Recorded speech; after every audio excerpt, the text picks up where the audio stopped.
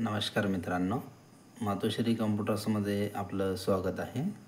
आज आपण लाडकी बहीण योजना या योजनेचा फॉर्म ॲप्लिकेशनवरती कसा भरायचा, ॲप कसं इन्स्टॉल करायचं याबद्दल माहिती जाणून घेणार आहोत। यामध्ये सर्वप्रथम तर आपल्याला गूगल प्ले स्टोअरवरती जाऊन नारी शक्ती दूत हे नाव एंटर करायचं आहे। नाव एंटर केल्यानंतर तुम्हाला या प्रकारचा सिम्बॉल तिथे दिसेल।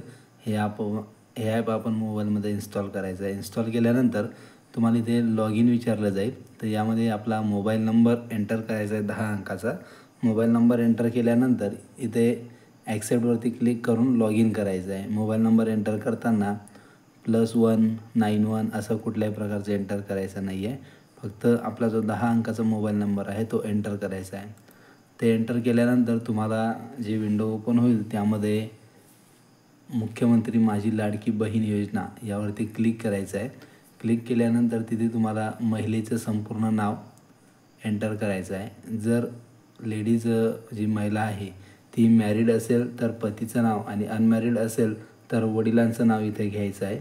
इथे जे पती दिसतं आहे इथे तुम्ही सिलेक्ट करू शकता।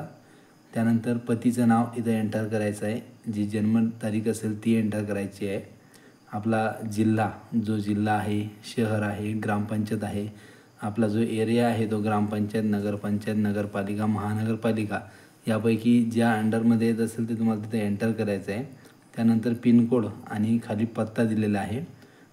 हा पत्ता तुम्हाला इथं पूर्णपणे तुमचा पत्ता एंटर करायचा आहे। पत्ता एंटर केल्यानंतर तुम्हाला नेक्स्ट ऑप्शन येतं मोबाईल क्रमांकाचं। हे बघा मोबाईल क्रमांक, इथे आपला जो मोबाईल नंबर आहे तो एंटर करायचा आहे जो आधारला लिंक आहे। त्यानंतर आधार क्रमांक, आपला 12 अंकाचा आधार क्रमांक एंटर करायचा आहे। त्यानंतर शासनाच्या इतर विभागामार्फत राबविण्यात येणाऱ्या आर्थिक योजनेचा लाभ घेत आहात का, तर इथे या ऑप्शनला नो करायचं आहे। इथे या ॲरोवरती क्लिक केल्यानंतर इथे तुम्हाला नोचं ऑप्शन येईल, तर आपण ते नो निवडायचं आहे। त्यानंतर वैवाहिक स्थिती, मॅरिड आहेत, अनमॅरिड आहेत ते सिलेक्ट करायचं आहे। त्यानंतर अर्जदार जे कोणी ॲप्लिकंट आहे, जे अर्ज करताय त्या अर्जदाराचा खात्याचा तपशील म्हणजे बँक खात्याचं जे अकाउंट आहे त्याचे डिटेल्स तुम्हाला इथं मेन्शन करायची आहे।